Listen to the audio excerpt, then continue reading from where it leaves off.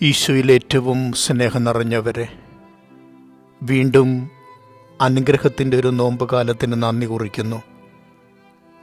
കൃപയിലേക്ക് മടങ്ങി വരാൻ, അനുരഞ്ജനത്തിലേക്ക് തിരികെ എത്താൻ, ദൈവവുമായി ചേർന്നു പോകാൻ, മാനുഷിക ബന്ധങ്ങളെ നന്മയിലേക്ക് ചേർത്തണയ്ക്കുവാൻ, ഇനിയും രമ്യപ്പെടേണ്ട ഇടങ്ങളും ഇനിയും നിലനിർത്തേണ്ട നന്മകളും ഇനിയും നമ്മളിൽ പൂക്കേണ്ട കൃപകളുമൊക്കെ വീണ്ടും വീണ്ടും ഓർമ്മപ്പെടുത്തുകയാണ്.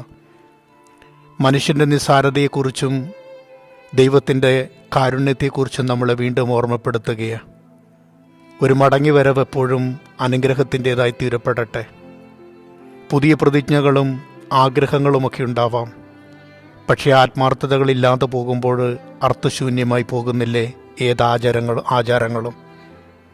നമ്മുടെ നെറ്റിത്തടത്തിൽ വീഴുന്നൊരൽപ്പം ചാരം വീണ്ടും നമ്മളെ ഓർമ്മപ്പെടുത്തുകയാണ്. മനുഷ്യ, നീ മണ്ണാകുന്നു, മണ്ണിലേക്ക് മടങ്ങണം. ദൈവത്തിന് ഏറ്റവും പ്രിയപ്പെട്ടവരെ പോലെ ജീവിക്കുവാൻ നാം എത്രമാത്രം ത്യാഗത്തിൻ്റെ, സ്നേഹത്തിൻ്റെ, കൃപയുടെ മക്കളായി രൂപപ്പെടേണ്ടിയിരിക്കുന്നു. ഓരോ നോമ്പുകാലവും പുതിയൊരവസരമാണ്. വെട്ടിയൊരുക്കപ്പെട്ട വൃക്ഷങ്ങൾ തളർന്നു പോകുകയല്ല, തളിരിടുകയാണ് ചെയ്യുന്നത്. അതുപോലെ കിളച്ചുമറിക്കപ്പെടുന്ന ഇടങ്ങളൊക്കെ വേദനയുടെ കാരണങ്ങളാകുന്നുവെങ്കിലും അത് വേരുറയ്ക്കുവാനും പുതിയ നന്മകൾക്ക് കാരണമാകുന്നു. ഇതുപോലെ ആത്മാവിൻ്റെ വസന്തകാലമാകുന്ന നന്മകളുടെ ഈ കൃപയുടെ കാലം, അനുഗ്രഹത്തിൻ്റെ കാലം നമുക്കും ഓർത്തെടുക്കാം.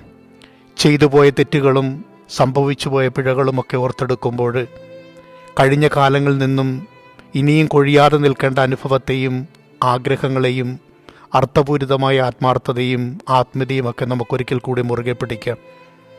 അനുഭവങ്ങൾ പഠിപ്പിച്ച പാഠങ്ങളും സംഭവിച്ചു പോയ തെറ്റുകളും വീണുടഞ്ഞു പോയ ജീവിത നിമിഷങ്ങളുമൊക്കെ വീണ്ടും വീണ്ടും ഒത്തിരി സങ്കടങ്ങൾക്ക് കാരണമാകുകയല്ല. അതിനെയൊക്കെ ഒന്ന് തിരിച്ചറിഞ്ഞുകൊണ്ട് ഇനിയും ദൈവം അനുവദിക്കുന്ന നന്മയുടെ പാതകളിൽ കൃപകളോട് ചേർന്ന് പോകുവാൻ, കൃതജ്ഞതാ മനസ്സോടെ ജീവിക്കുവാൻ, ഏറ്റവും സുന്ദരമായ ജീവിത അന്തസ്സിൽ കടന്നു പോകുവാൻ സഹായിക്കട്ടെ. ഉപവാസം ദൈവത്തോട് ചേർന്നിരിക്കലാണ്.